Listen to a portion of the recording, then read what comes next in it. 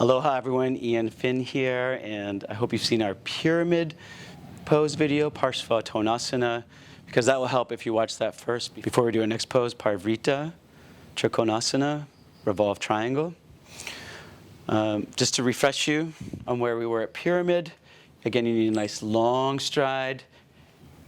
Here's me not moving the pelvis. Here's me turning my hip flexors on and my rear glute muscles to move the pelvis.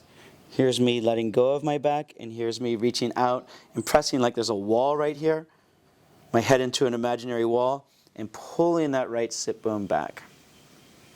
Try it. And let's do a pyramid refresher on the other side.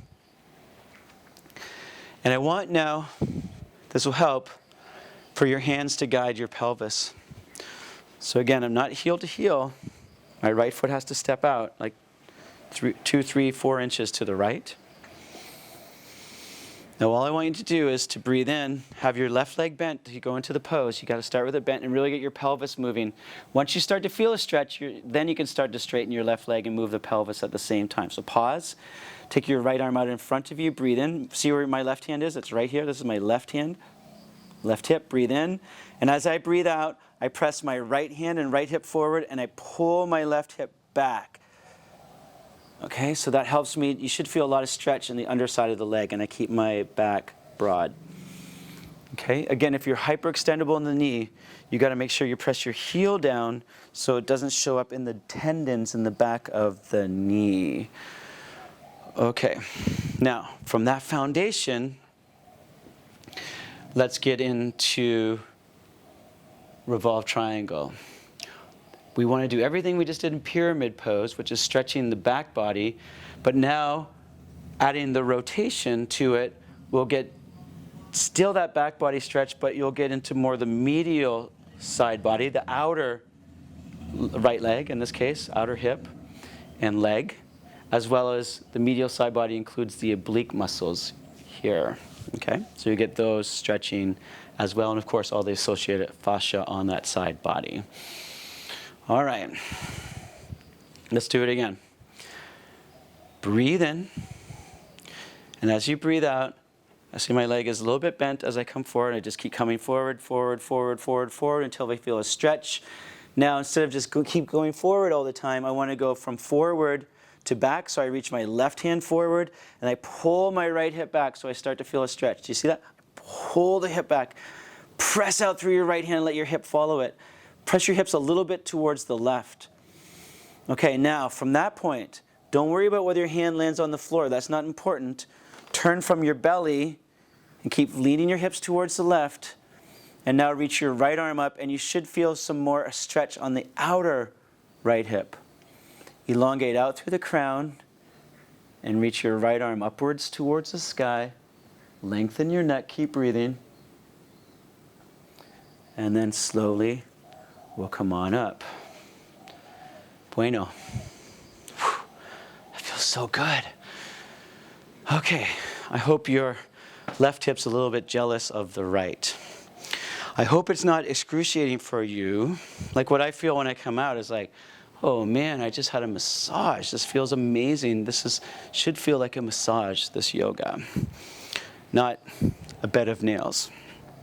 Okay, so wide legs, wide front to back, wide side to side.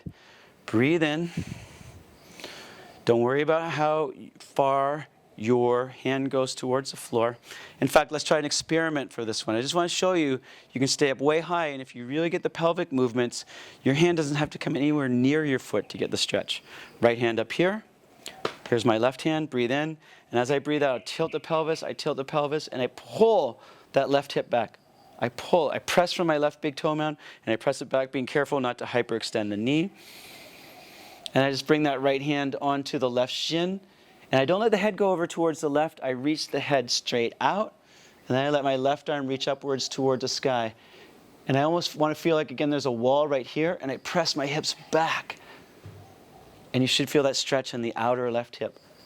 And you can start to bring that right hand down lower if you want more. Look up and breathe. And then come on up. I hope you got the breath. Don't hold your breath. And in fact, actually, that's it, is ultimately We want to find more stability when we have these lines in the body. Stability, stretch, and space. Space in our joints, so we're trying to line up bones, not just stretch muscles. And space in the breath. Now, just to end with, our duo lines. Duo means dynamic unifying opposition.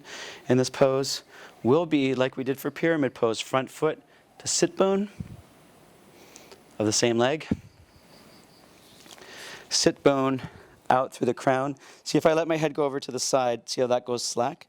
I have to keep pressing out and the hip back, so to keep that tension on.